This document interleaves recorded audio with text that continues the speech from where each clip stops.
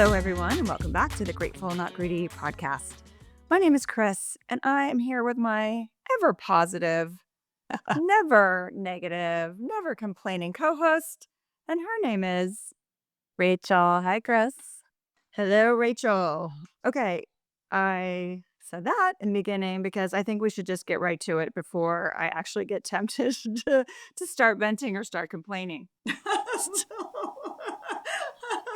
So I think today, let's get into it and let's talk about complaining. And not just the little bit of complaining that's like, oh, how was it? Oh, the traffic was a little bad, but I'm here and it's great.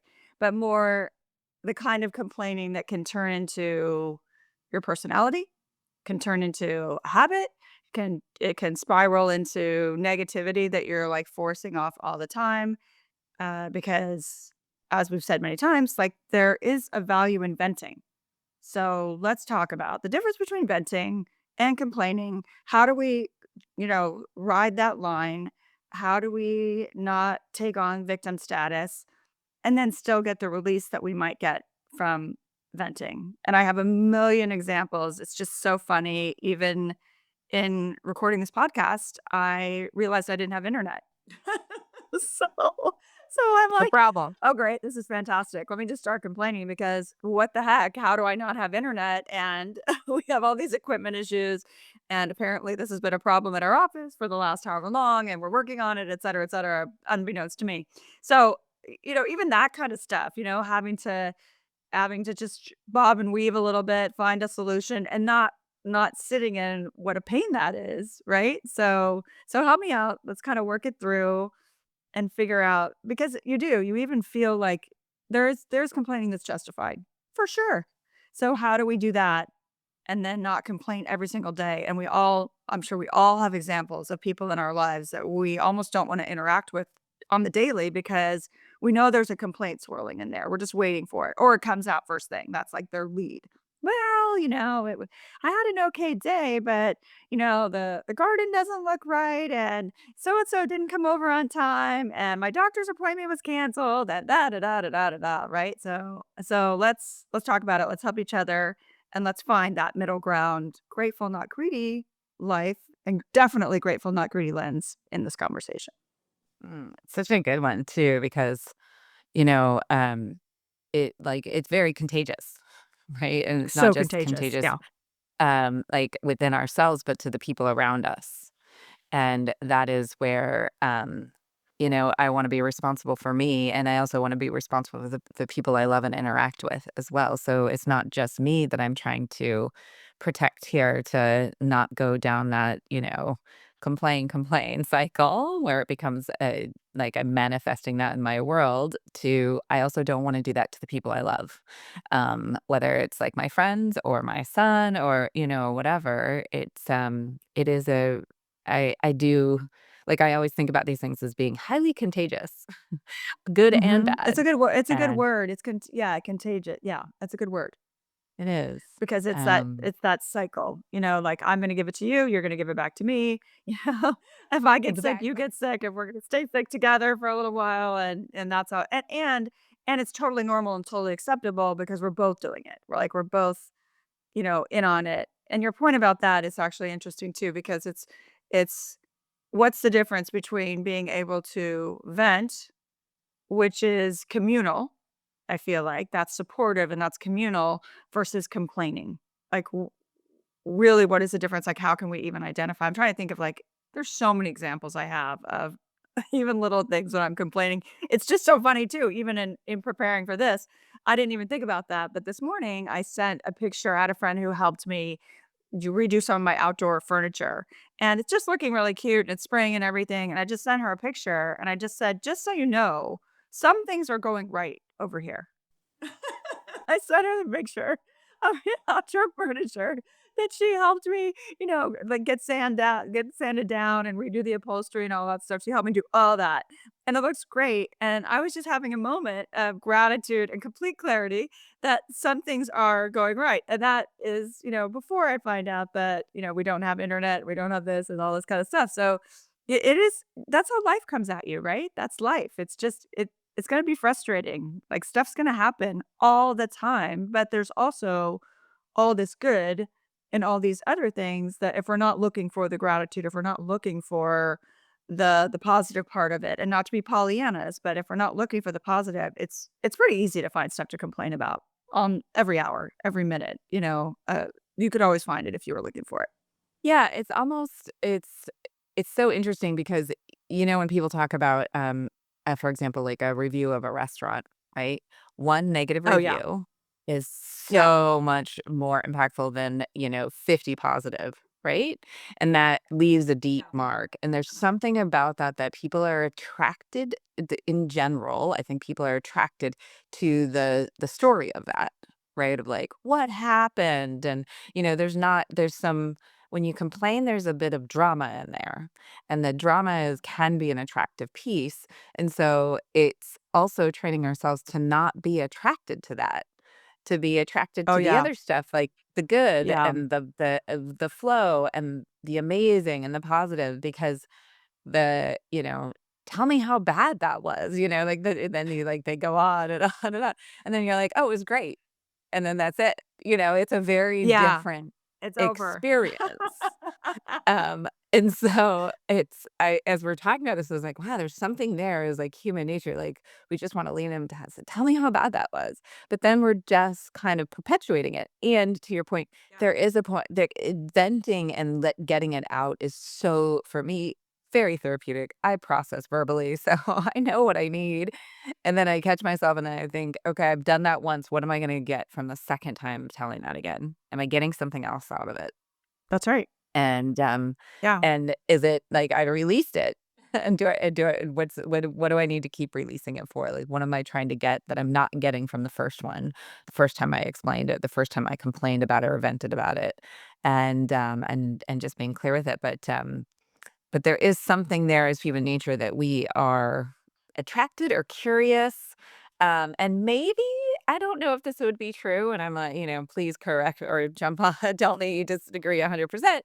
But maybe it's the idea of when someone has a bad experience, it makes you feel better about your experience, Oh, yeah. right?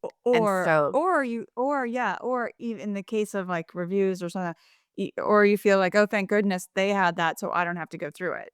Right? So I can exactly just avoid that, even though that avoid that, information is suspect to begin with. Like, right? it's And totally learn from that. suspect. But yeah, like, maybe I don't have to go through it. I think about even movies I've seen where I saw the movie and I thought, "Wow, that was such a cool movie." I was trying to remember this movie I saw with, my daughter in San Francisco. We just, like, decided to or Boston, I think it was. We decided to go see this movie, and we were just like, both like, "Wow, that was a really cool movie." And then after to realize that, some critics liked it, some critics didn't, or whatever. But yeah, you could easily just have been I could have just easily taken the complaints and not been able to even process for myself, what that Um, experience meant to me, right? That it's like a really good point because it's either you're gonna sit in that complaining and then you're gonna vent and release it. But your point about intention is very well taken, right? So what is my intention of putting this negative piece out there? And is it to vent or is it to, vent and release? Or is it to vent and then get you on my side so I can keep recycling this and then you can agree with me and then we can keep rolling this boulder down the hill and letting it become bigger and bigger and then what? I'm justified? Well, okay, fine. So what if I'm justified? Great. What does that do for me? What does that give me in my life? Even if I'm totally justified in my complaining or totally justified in my frustration, for me, even now and having like, gosh, I mean, the conversations, these always force us to confront it right now, right? Right yeah. now. What is that? What is that? Because it so easily becomes instead of like, oh, this crappy thing happened to me and I had to do it. Believe me, Rach, you and I both know in our lives we have been dealt some hands that I would if I were playing poker, I would have said, "Give me 25 new cards." Not just 5. Give me 25 new cards for all these experiences. Give that one back, give that one back. This one sucks. I hate that one. I can't deal with that one. Right, they're terrible. I mean, even just objectively, you would say any person on the planet would say objectively some of the things that we've had to deal with personally in our lives suck. I mean, there's no way around it, and you wanna say like, "Oh, but all this good stuff comes from it." Maybe. That's great. But, I think you can objectively say that the situation itself is something that's difficult and hard. So how do you stay into So it's like that, when bad things happen to good people kind of concept. How do you stay in the, I'm a positive person and sometimes I have crappy things that happen to me versus I'm a person that bad things always happen to me. Or, I'm always like dealing with stuff. Or, life is always frustrating for me or life is always difficult. And I'm constantly having this like negative, piece coming at me rather than finding ways to stay away from that victim mindset because that's a slow creep. Or maybe it's fast creep, I don't know, but it soon becomes your personality or it becomes your Mhm. framing, your way of existing in the world. Right, and I think there's 2 pieces to it. One, like, the energy you put out is the energy you attract, right? So if you're Yeah. walking around thinking everything is gonna go wrong and is wrong and I'm wronged, then things will appear that way, even if they Yeah. aren't, because you already shaded that way, you're pulling it in. And then the other piece is I'm sitting here and we're having this conversation, like, looking out at my yard, and I've noticed this vine and, it was small, and I thought, "Okay," and I, like, pull it up and just let it go, and then now it's come back, and I'm watching it choke out one of my other plants, like, from here, I can see it, and I was like, "Wow, that vine's really doing a lot, like, that plant's not gonna survive," and I think that's what happens with complaining. It's like, it starts at a little bit, and you're like, "Okay, poop," like, pull it out, move Yep. on, and, but then when it keeps going, it creates this vine that, like, wraps around everything else and kind of chokes out the goodness, the light, the happiness. And, I had a conversation with my mom when she moved here a couple of years ago, and, she I remember growing up, she was a very positive person, and or, positive, enough, right? Not like always sunshine and rainbows, but very and then after my dad passed, there was a negative Oh, part of her that really came out, and it leans to more complaining, needs to more things are hard or difficult or whatever, and and now it's been 18, 19 years since he's passed. So I'm like, we've moved past the mourning cycle here. And I had a yeah. conversation with her when she moved here because I was in a tough place, and I said, "Mom, I'm so happy you're here. I'm so excited you live next door to me. This is such a great gift, and I'm really focusing on the positive in my world right now because there's a lot of negative things happening. And so, if you choose to focus on the negative, I'm going to spend less time with you because I can't have that Ah, around me right now." yeah. And and Yeah. and it and then it's like and that is your decision, mom, like, I am not telling you how to act, but I am protecting my energy right now because at that point, I was very, like, um, Depleted. like, before Yeah. when you get sick, right? Right before you get sick, you're, like, worn down, your immune system's low. Well, my immune system was very low for negativity. I was like, so I'm just like, I knew, and I had to have that conversation, and I was a really great conversation. I'm so glad I had it, and um, but that can be true with any of our community, friends, people we surround ourselves with. Like, if Oh, you yeah. choose to do that, Totally. that's totally your thing. I have to really protect my energy right now, so I might have to spend less time with you because I can't take those things, and that to me filters into me. It does affect me. And I don't Yeah. know, maybe some people are more like, Teflon, it just bounces off. That's not who I am. Especially for people I love and care about, I can't. Yeah. But it kind of does it for me, it's like that vine chokes me out, I can't see past it when it surrounds me like that.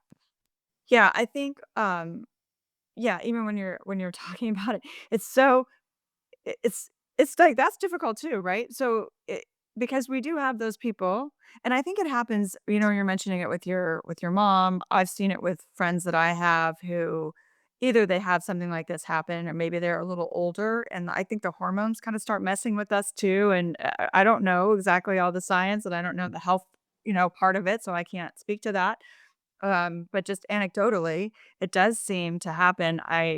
We've had this concept in our family for a long time of grumpy old man disease. So I there is this know. concept.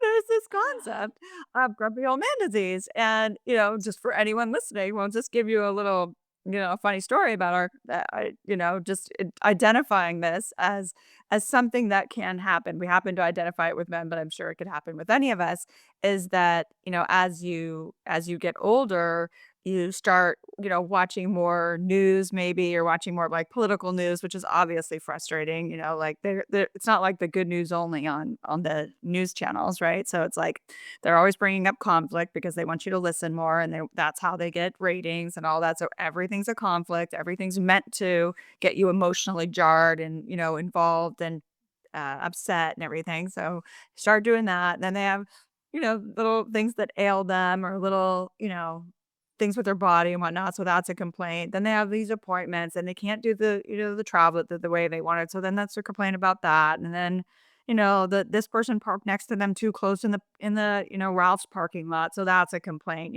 just like everything's this is a very good point because it's like all of a sudden everything's happening to them. Everything in the world, they become so like, or any of us, right? So almost egotistical, and so self-absorbed that everything that happens around us is happening, to me rather than things are happening incidentally and I may or may not be next to them. And by the way, 50 other people are also next to them who are not processing these things negatively. Like I always say that, right? In any given situation, I could line the situation up 50 times in front of 50 different people, and the reaction or the response is going to be 50 different reactions or 50 different responses, right? Because everyone's bringing their lens individually, right? Your own lens, everyone's bringing your own perspective. And even if we kind of line up, the way we view it is different, everything adds up. And I have a friend who is a little bit older and she still has people over at her house and hosts things. And she said, I had to tell my friends, by the way, when you come to my house this time, I don't want to hear about anything that hurts.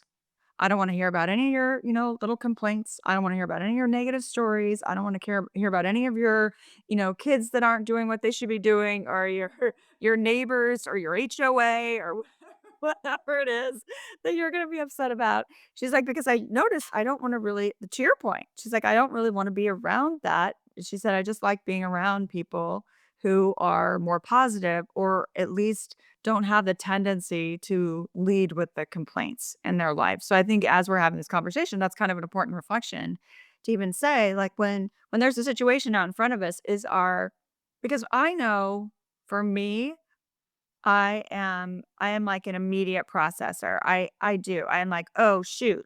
That's a problem to be solved," or identify it like that. I am working on very diligently to catch myself, take the beat, pause, let it, filter, not jump to the first thing that I have in my head, but that's definitely a habit of mine of being able to like, "Okay, shoot, that's a thing. I need to deal with this or I need to process this quickly and then have a solution."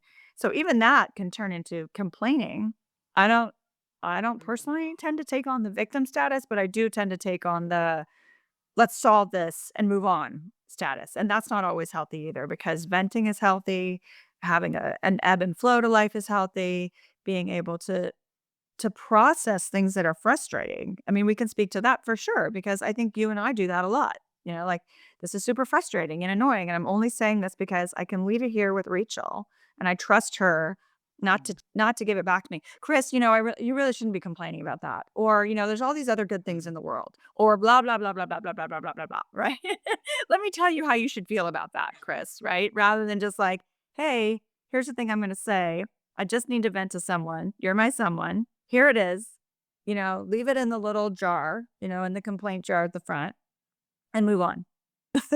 Another funny story is that I was with another friend recently and she said when her kids were younger, she's like, it's so overwhelming when you have little kids. And we all know this if you've been a parent and you have little kids and they just are mom, mom, mom, mom, mom, mom, mom. And if your partner's not around at the time.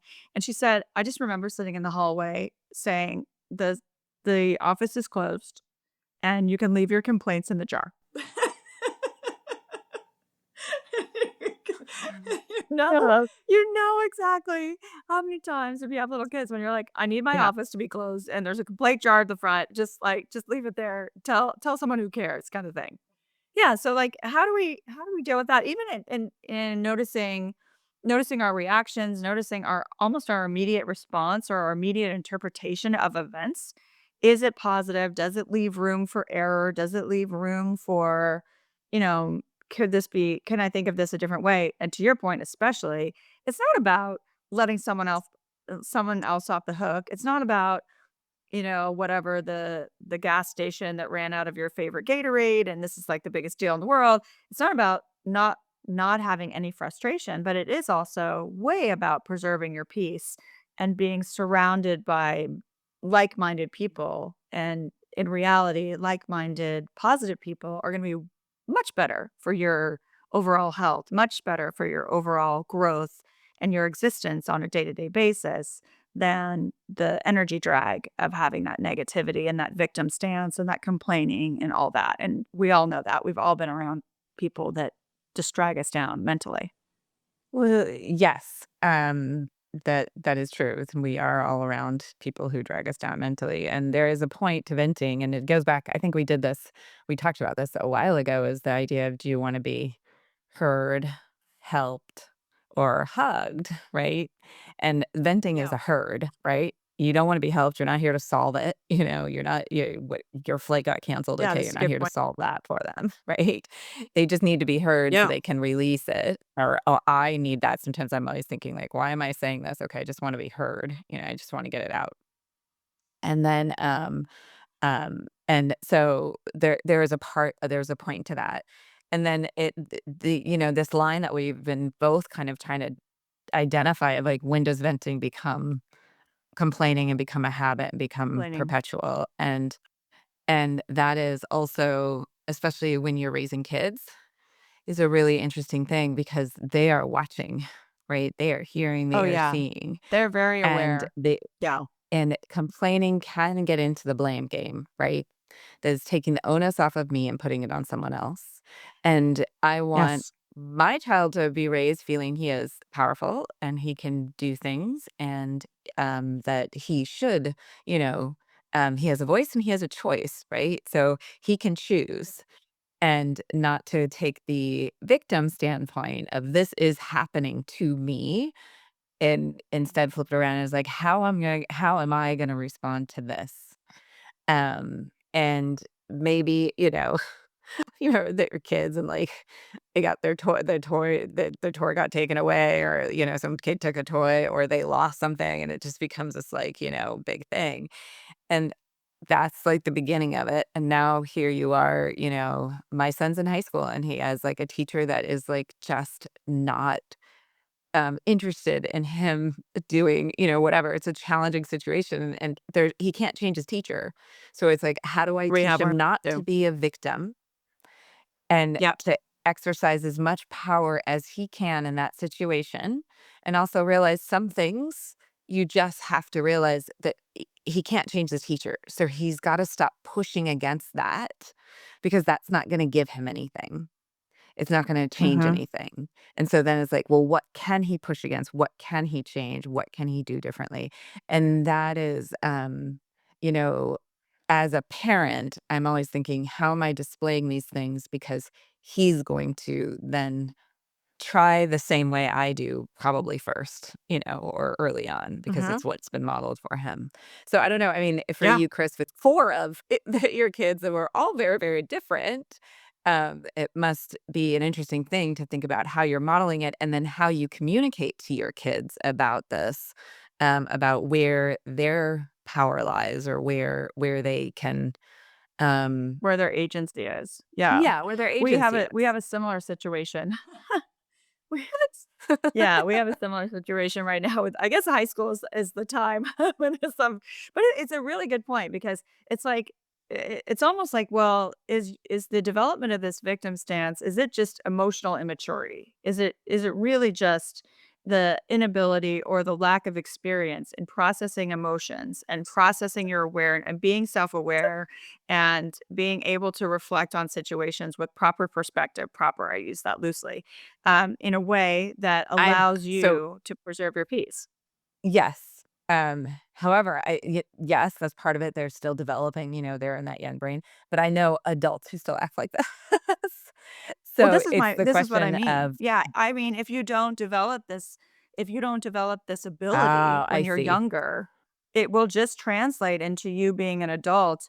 And then my kids are really good at this. We are just talking it again at the kitchen table last night with my older daughter, and she had a friend over and they're just talking about random things. And then Yeah, my daughter said, "No, I was always taught that just because you're an adult doesn't mean you know more than I do. So I'm just very comfortable asserting myself and I'm very comfortable, with my opinions and my right to be at the table, like whatever it is." And that probably goes into not your right, quote and quote, not your right to complain, but your ability to complain if it's actually a complaint intentionally, to your point. Is it going to change? Do you have the capacity to move the needle here? Is this just a that like getting a parking ticket or whatever? Like, yes, it's annoying, and yes, the sign was different, and yes, da, da, da, I had a saying probably about 5 years ago. I started there's a I forget which movie it's from, but we kinda started saying this in our house, and it's like, "Oh, and this happened, and that happened, and can you believe it? And the parking sign wasn't even there, and then I was right there at my car, like, opening my door, and then the parking, citation person's right there, like, putting a thing on, rah, rah, rah, rah, rah, rah, rah." And then we would say in our family, "And you know what I'm gonna do about this? Nothing." Nothing. I'm not gonna do anything about it. I just want everyone to know that that was ridiculous. I'm super frustrated because, we just got to the point of acceptance that there are so many things like this in life that we can be pissed off about or frustrated about or incensed about even, and we just have to cycle it through and then say, "And you know what I'm gonna do about this? Nothing." And I forgot I wish I could credit the movie because it is hilarious because it is so true. And so if you can just tell yourself, I mean, my son's dealing with a parking issue at his school, which is has been interesting as well because there are opportunities maybe to move that needle. There are things that in my view have been done incorrectly and are not teaching the kids about leadership, or not teaching the kids about how to Mm. manage a situation. They're just teaching the kids like throw your hands up and say like, "Oh, I don't know. I guess there's nothing we can do about that," which is absolutely 100% not true. If you're an adult looking at the situation, you're like, "There are about 50 ways that I could possibly solve this situation. All of them have merit. Let's look at one of them." But they haven't looked at any solutions. It's just kinda like, "Oh, this is the problem. We don't have enough parking spots, so, like, that's too bad." You park 4 blocks away in, like, a kind of a sketch area. You just deal with it. It's like, that's not the only way to solve these problems. So there is the point. You bring up a good concept because the complaining, and even when he's, like, writing his emails and everything, and he writes excellent I don't know why he's not gonna be a lawyer because he's an excellent orator and an excellent, Mm. email writer and all this, but it was always like, "Hey, acknowledge something positive before you're going to go then talk about all the things that are negative, or acknowledge what this person has to deal with on a daily basis," "Dear Mrs., Washington, I understand. I am sure it's very difficult in your position to have to deal with all of us teenagers on a consistent basis. We, we have these issues or whatever. Just acknowledge that's, and then you can move into how can we work together? These are some proposed solutions. Is there a way that I can be of service in this process, etc." So even if you're going to complain, this is interesting, even for us as adults, right? To say, even if you're going to complain, what responsibility in that complaint are you taking? Because you made a really good point. It's not just these situations happen, or the frustrating events. I think about travel. Travel's right with this kind of stuff, right? We could just be like on it, on it, on it, on it. And it's not going to make the pilot land that other plane any faster so that they can switch the crew so they can get your plane going any faster. If you sit here and complain about it and stew about it, you are going to be stuck at this airport for the next 4 hours at least.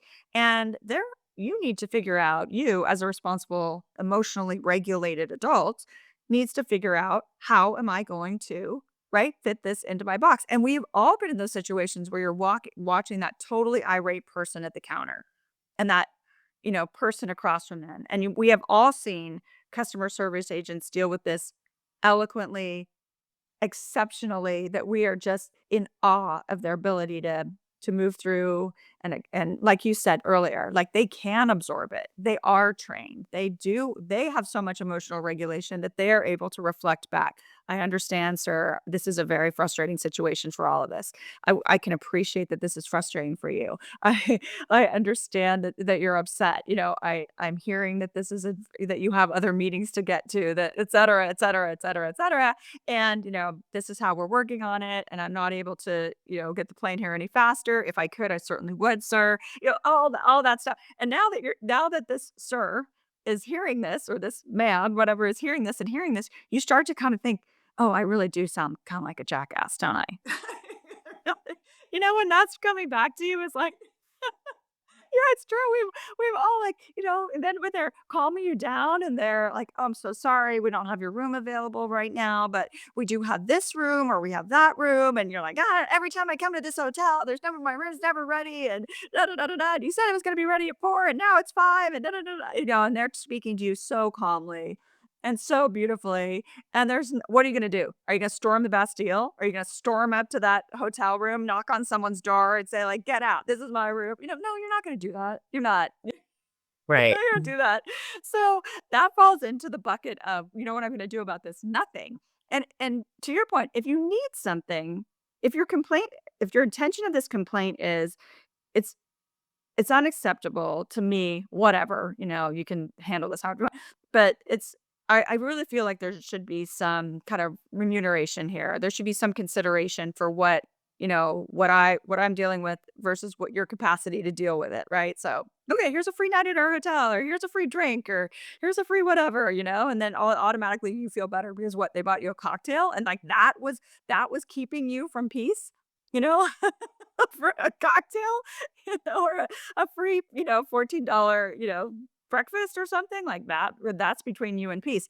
So, this goes back to the concept we've talked about earlier too, is have these answers prepared in your head before you get in these situations. Have these kind of conceptualized responses of, when I get in these situations, and I know that I tend to be hot-headed about certain things, whatever it is, whatever, everyone has their buttons, right? So these trigger points, then maybe I can have some kind of prepared talk downs for, even for myself, so I don't have to burden the customer service agent. I can just have have that customer service agent already in my head saying, Chris, the pilots are caught on another plane and they're not able to be there." I could even make it up. Chris, maybe it's that the pilots are caught on the other plane and they're not able to get here, and they just finished an emergency landing, and it's really kind of busy over there. And we understand that you're so important that your flight absolutely has to go because you need to get to that whatever soccer match of your kid. We understand, or you have that big meeting that you can't possibly, phone into or Zoom into, or you need to make this big sale, blah, blah, blah, blah, blah.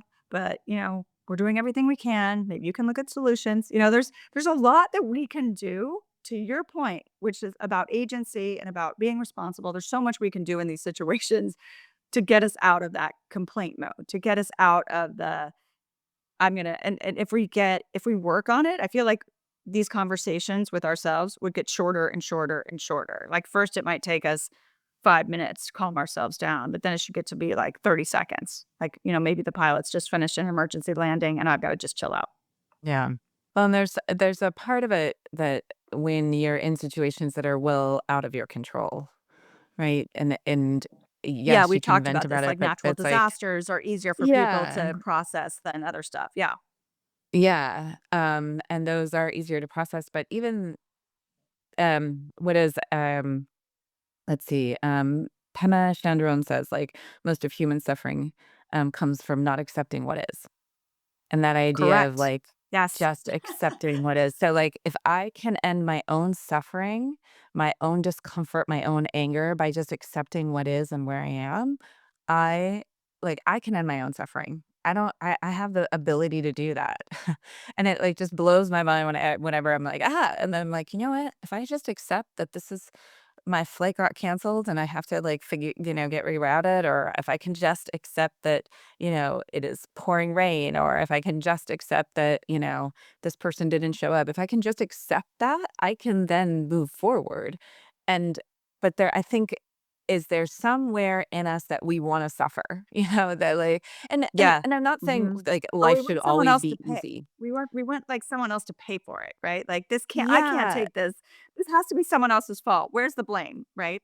Right, but where does that, like, why does it, and where does that come from? And I'm not saying it should just everything be amazing, and we also know through suffering is our greatest growth and our greatest, like, we evolve. It forces us to be uncomfortable and to look at things that we wouldn't normally look at.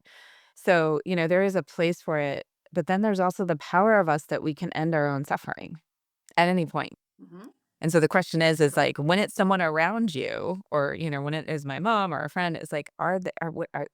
Oh, perhaps they want to suffer. Huh. Like okay, So curious. I wonder where they made that choice, but I don't even care because I'm not gonna suffer with them. So moving yeah, on, like I right? don't need to join the suffer party over here. So I'm just gonna observe through this plexiglass right here. Yeah. and take a moment. But um it is maybe I'm always thinking about like, okay, how can I approach this so I can understand it, so I can break it down? And maybe it's this question of, you look at the problem or look at the complaint and be like, okay, do I just need to vent, which is being heard, and make sure I get that done and I feel heard and then I can let it go? Is this something out of my control that I just need to accept and then see what needs to happen next? And it's not just accepting it and being victim to it. It's accepting it and then finding like something that will help you. A flight canceled. Okay, what are my backup options? Or this Right. person's not coming. Exactly. Okay, well, I can do this and this instead. But, so, like, I think of it almost like as we're talking about, like, a decision tree of, okay, here's the complaint or the problem, and I'm like, "Do I need to vent? Yes. Do I need to accept and stop my suffering and then find a solution? Do I need to vent more than once?" Which I can tell you I have done, because sometimes one vent is not enough. Oh, yes. And we have children, so we've certainly vented more than once about the same issue. Yeah, no question. Oh, yeah, I'll put myself totally. in that box 100%. Right. Yep. So if we could look at it from that standpoint of, these are things that we can step back, like, and get the view of the forest of and be like, okay, so where are my options? Like, where does my power lie here? And I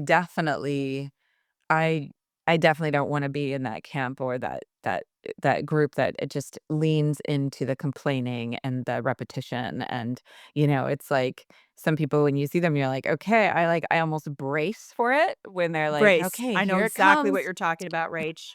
Definitely. Right? Yes, you're like, "Okay, here it comes. Let me just" or I need to prep myself to go, have coffee with that person or to go, make that phone call because I know that I'm just gonna get this barrage of, "Oh, well, everything's okay except for my knee is killing me and I can't solve my back problems and I have this and I have that." And it's not that I don't wanna hear that. It's not like, "Oh, I don't wanna hear anything about what's going on with you." For sure not.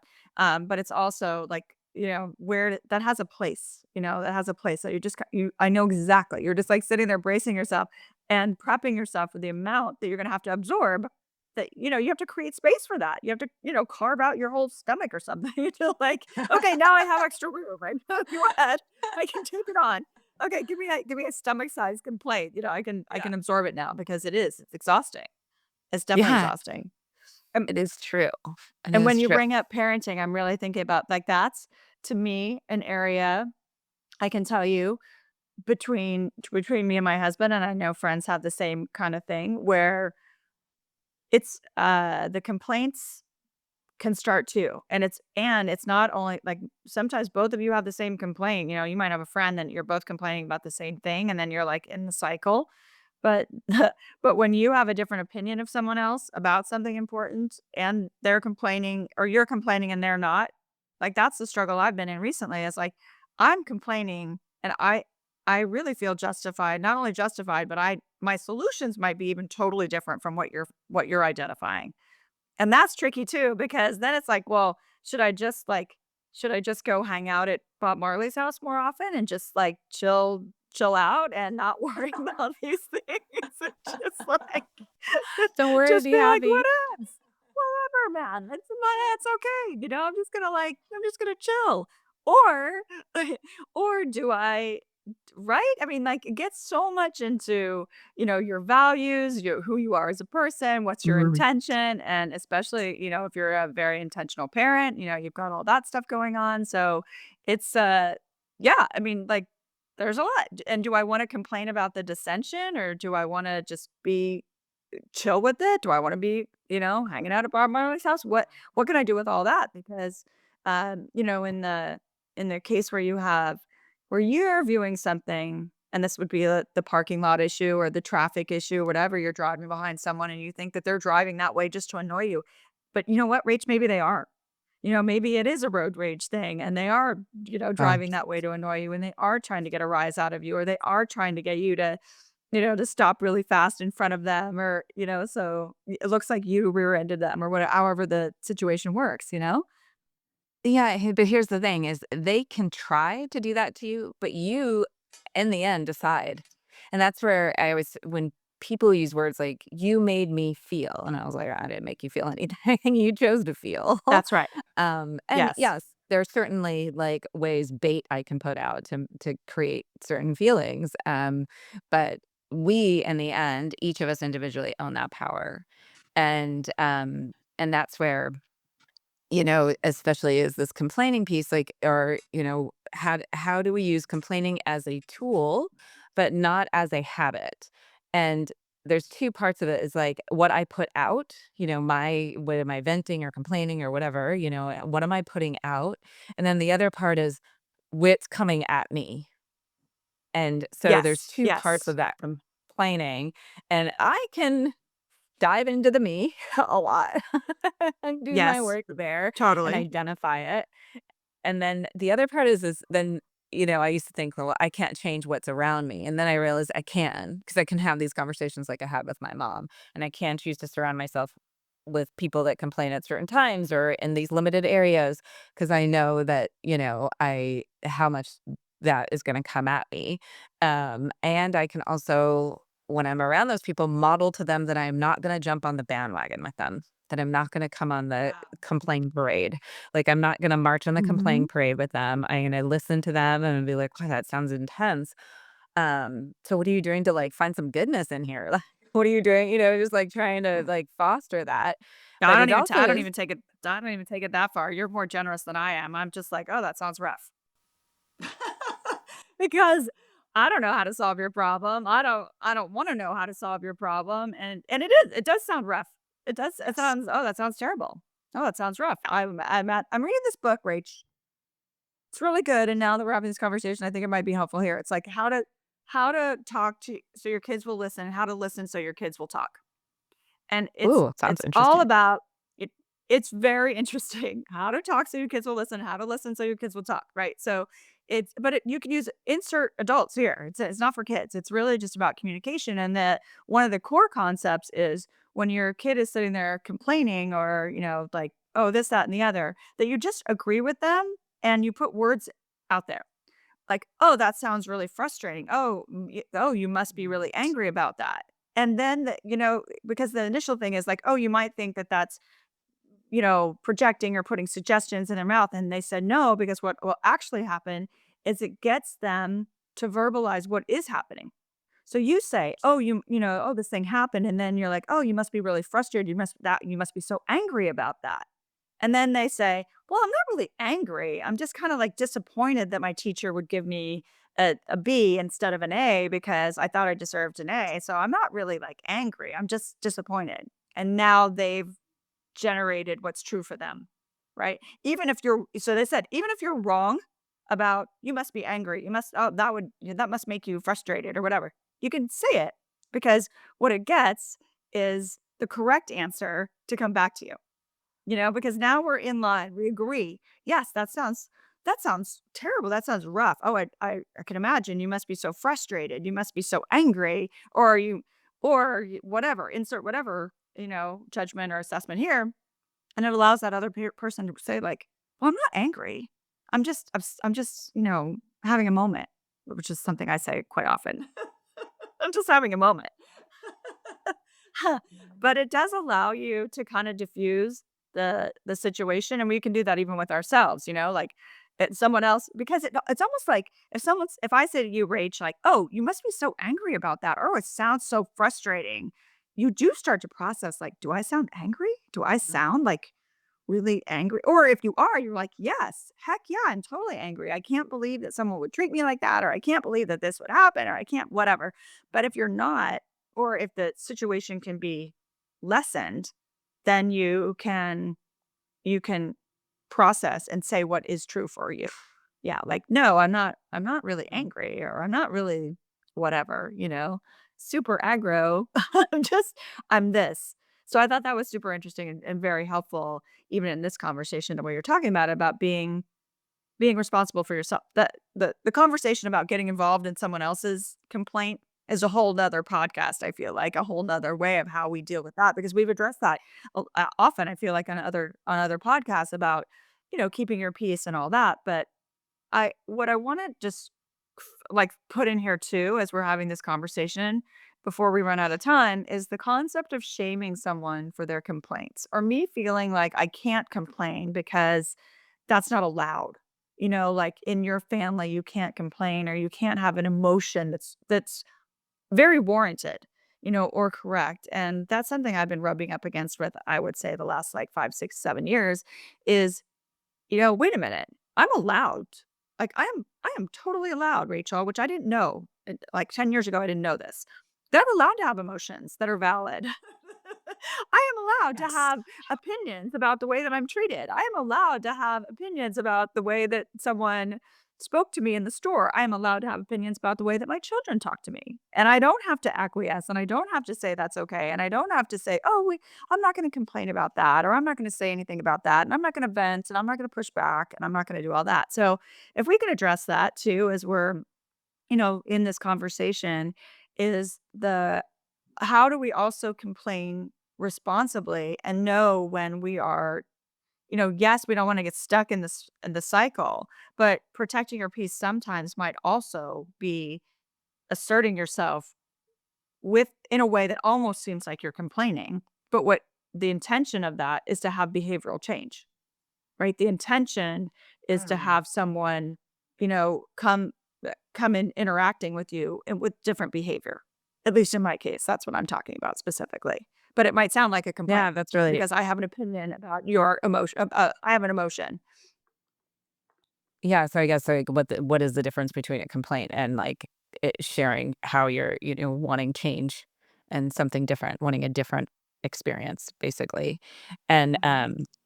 of course, goodness, like, yes, this is something I'm sure that you've worked with your kids on a lot, because Yeah. we want them to stand up for themselves, and we want them to do that in work situations and school situations and relationships and Yes. all of those things. And of course, it is also okay to feel these things, like how you're treated and the emotion attached to them. I love that, like, you give them the emotion you share what you think that they might be feeling, and they'll identify what emotion they're actually feeling. Um, Well, and so there is a place for that. And I think part of it is knowing when I lean into that, I'm doing it to create change. So then I know what I want and I will ask for it. Right? So it's not just a right. complaint to Yes. leave at the like, to leave at the doormat. It is, "Here's what's not working for me, and here's what I want done differently," or, "Here's what I want done to fix this," or, "Here's what," and so walking in knowing that I'm walking in that this is not okay for X, Y, and Z reason, and here's what I want, and I think that makes us as humans and as people walking into conversations and interactions, knowing what we want, we I wanna teach my kid to ask for it. I wanna teach my friends to ask for it. Like, I want even my mom, I Yeah. wanna teach her, like, I'm like, "Mom, just ask for it. Like, ask for what you want." Mhm. And it for her, Mhm. it's really uncomfortable, you know? And she's like, "I don't think that they" I was like, "Tell them what you want." You just don't say, I'm not getting this," And I think if we can walk in intentionally to say that, then it doesn't come off as a complaint. It's like, "Here's what's not okay. Here's what I want instead." And it's not just to just leave a pile of stuff here. It's to, "Let's fix this," or, "I want change." Yeah, because the gaslighting version of this, Rach, is you're such a complainer. You're so negative. You always have something to say about this, or I can't believe that you are upset about that, or why are you upset about that? That's the gaslighting version of this conversation, for sure. For sure. And so if you Yeah. take that on and you accept the gaslighting, then you say like, "Oh, well, I can't have an emotion or I can't have an opinion about that because that's going to be interpreted in your world as a complaint." And for some reason, somehow, someone along the line said complaining is unacceptable, right? So Mhm. that's the shame piece that I'd really like to cover in this however much time we have left because it. y- I don't want to be in the situation where I had this with my one of my kids the other day, and it was just like, "Well, I'm not doing well, and I'm not, good enough this way and that way." And I was like, "Okay, well, that may or may not be true. I don't know. I'm not living your life, but what is that getting you to believe that? What evidence do you have that that's true? Because I have all this counter evidence, and I could give you all that counter evidence. But if you're not ready to have a changed view on this, I'm not gonna sit there and butter you up and tell you all the things that are amazing. I'm just gonna offer to you that I have lots of evidence to the contrary, lots of concrete evidence to the contrary that you are doing great things, that you are accomplishing a lot, that you are a good friend, that you are a good daughter, that you are good, whatever way to qualify that. But you can kind of get sucked into that again, it's victim stance. It's like, oh, I'm not doing enough, or I'm not good enough, or I don't do this well enough, or whatever. So it's like, okay, and where is that getting you? And what are you gonna do?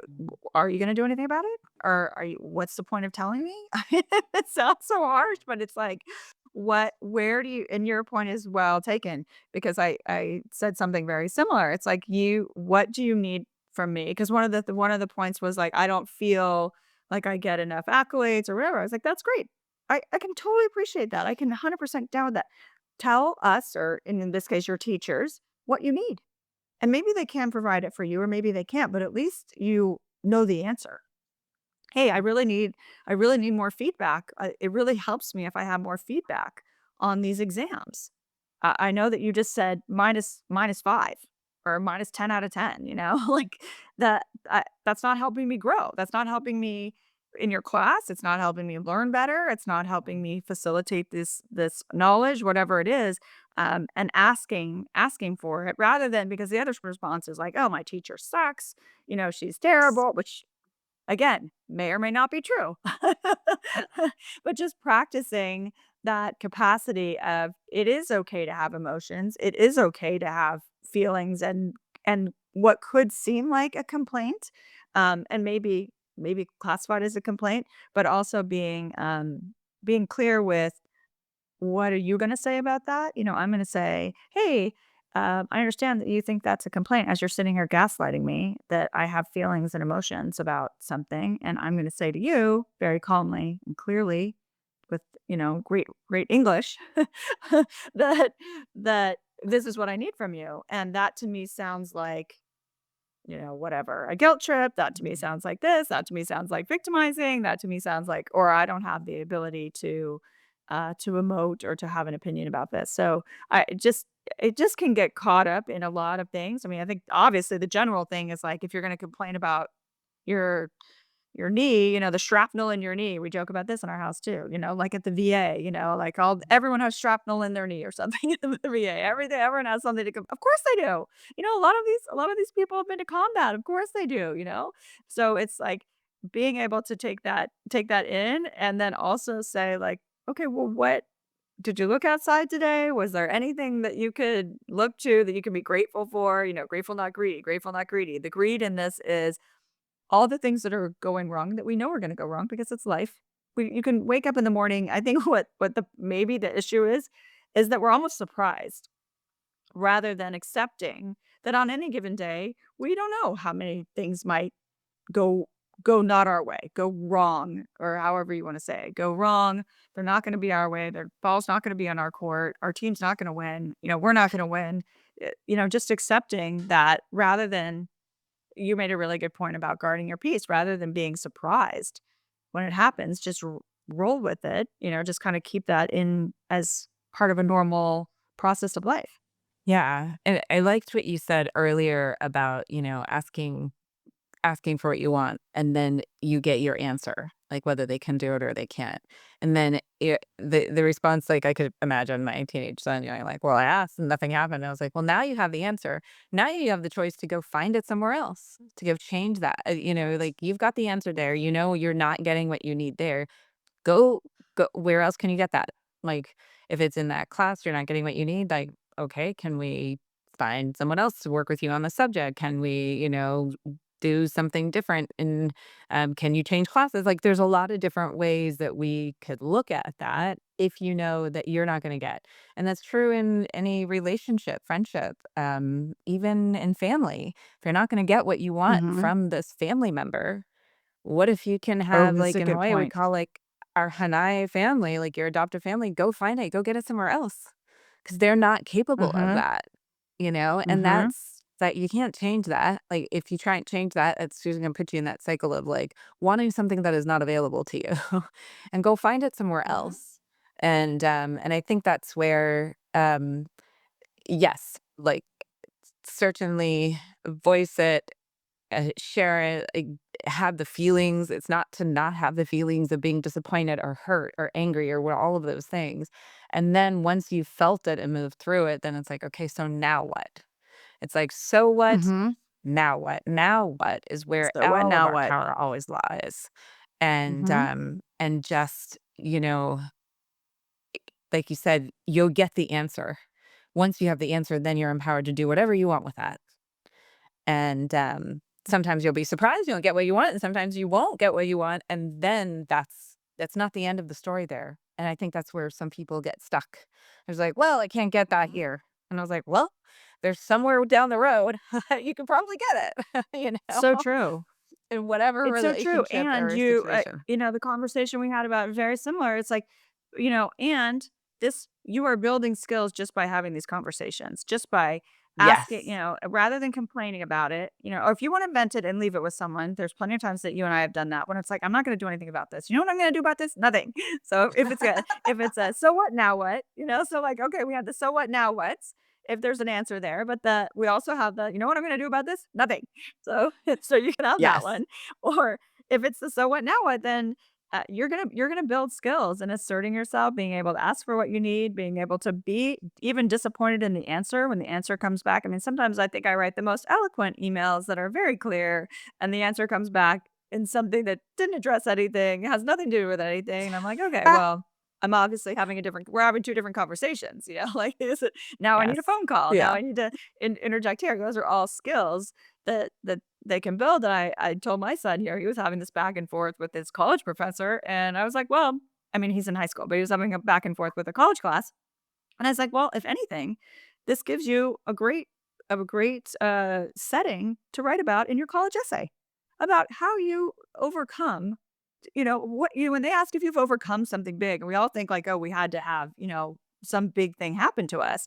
But it's all we know, living life happens in the micro moments. And when you're Mhm. building skills to either team build or to appreciate back and forth or to collaborate, cooperate, those are great skills of life, especially when you think you're far apart, in negotiation or whatever it is. And most of life is a negotiation. I was talking to my friend the other day, and he's like, "Look, if you wanna get married, you have to understand that what you're signing is a contract to cooperate. That's what you're signing up for. It's a contract to cooperate." And I thought, that's so true. That is Mm. so true, and we don't just think of it like that. We think like we're just signing it up so I can have what I want and you can have what I want and you want, and somehow those things are just gonna coexist. No, it's a contract to cooperate, and as long as you understand that, and similarly, as long as you understand that you're gonna wake up and there are gonna be things that are gonna be awesome, and there are gonna be things that are gonna be less up, so it's, "So what, now what?" Or, "You know what I'm gonna do about this? Nothing." And if you just, have that, and then being able to process. I think my other key takeaway is just being able to process quicker, even thinking about the stupid things that just happen to us, like the parking lot, or they ran out of my favorite thing at the grocery store, or I don't have that thing that I need to fix this widget at my house, or my door's still broken and the part hasn't come in. Whatever. I've got a tree that, to your point, is dying outside. I look at it every day. It's stressing me out. The people have to help me, do this big thing, do this treatment to it. And I can't do it by myself, and it's just like, I can't complain about it. I just have to say, well, Chris, you're either going to lose the tree or you're not. And if you lose the tree, then you have a different solution. And if you don't lose the tree, then great. Perfect. It's one of those two. But being able to process that quicker or quickly so that we can move back into the peace, like the peaceful zone, and live there more often, to me, is a big takeaway from this conversation. Mhm. The whole concept of just not falling into the victim stance. And I've been very proactive as I've been raising my kids, but it also you and I both know as parents, we're talking to ourselves. Just like we do this podcast. I'm not saying anyone else has an issue. I'm just saying I'm talking to myself. So, and even as parents, when you're guiding and teaching your kids, a lot of that is reinforced in you. What behavior do you want to see in you? Are you modeling this the way that you are expecting your kids to be, seeing it or have the capacity to do all that stuff? Yeah. So, I mean, lots of big takeaways. But the so what now what I love. And then you know what I'm going to do about this? Nothing. It's it's a big part. And how quickly, I mean, it's almost like we could sit there in the challenge, like in the frustration moment, and instead of taking on the complaint cycle, take on the how quickly can I go through and process this and release it? Like how quickly can I train myself to run through this stuff, process it, and release it? Whatever it is. Some things we know are going to take longer than others. If someone important to you dies or something like that, you can complain about that all you want because that just takes time, right? But some other things like the parking lot or the missing ingredient for your recipe can be fixed or your perspective can change because it is what it is, but you might it's either it is what it is or it might be a so what, now what situation. And even in both those Yeah. cases, you know what I'm gonna do about this? Something or nothing.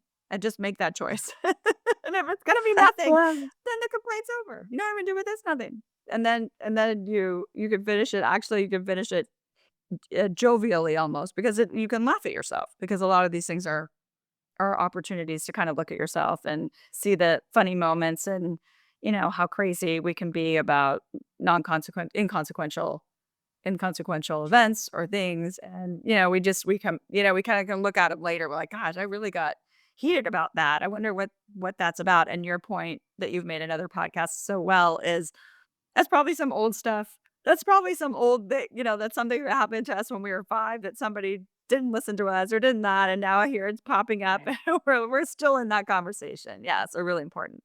So I don't know if you have any other key takeaways. I'd love to hear them before we close Uh, out. y I think probably the big overreaching one for me is just take a moment and do an assessment of what am I trying to do here? Am I venting? Am I complaining? What do I want? Like, can I ask for it? What's the solution?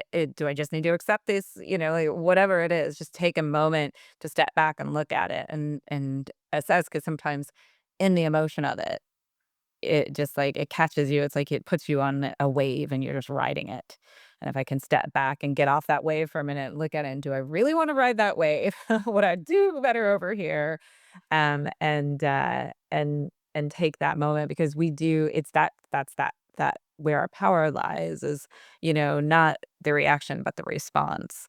And, and especially when it comes to this complaining piece. And then also knowing that, we have a lot of power and choice here, not just for us and how we respond, react, but also for how we respond, react to people coming with complaints and how much time we spend around or when we have enough space to be around them. Like there are certain people that I only call when I feel like I'm strong enough to do that call. Um, and so just realizing that is that I have the ability to kind of decide when, where, and how. So yeah, it's been helpful, especially talking about the process in which we go through and get clarity on why we're doing what we're doing. And the not leaning into the greed of complaining, but the grateful of let's move through this and figure out a way to f- to either find peace, find a solution, or let it go. Mhm. Right? Yeah, exactly. Make a choice. Yeah. Yeah, make a choice. Yeah, because I think it's like complaining is dangerous when it becomes the lens of your perspective. If the Mm, lens of your perspective is complaining and it's almost become habitual or a personality trait, that's dangerous. Venting, however, can be healthy if it's used intentionally as a release.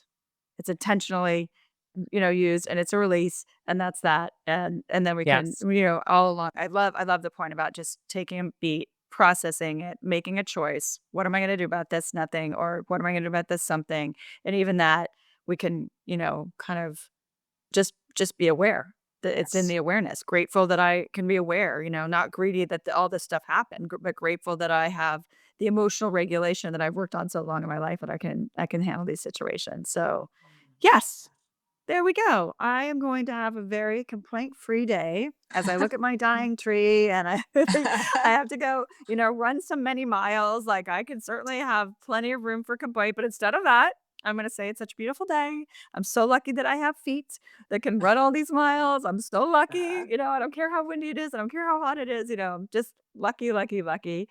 And leading with gratitude though, again and again and again is the key that will save us, I think, every time if we can find what is the grateful moment, even if we can't do anything about it. How are we going to be grateful, not greedy in all these situations? So Right. thank you. I Absolutely. love Thank you, it. Chris. Yes. It's been awesome, Rach. So thanks to everyone for listening. And again, like, subscribe. We'll love all of your input. It's so helpful to us to keep bringing this content to you and go off and have a no complaints. I used to have a sign in my kitchen that said no whining allowed. So, so no whining today. And we will see you next time. Aloha, Rach. Oh, Andres.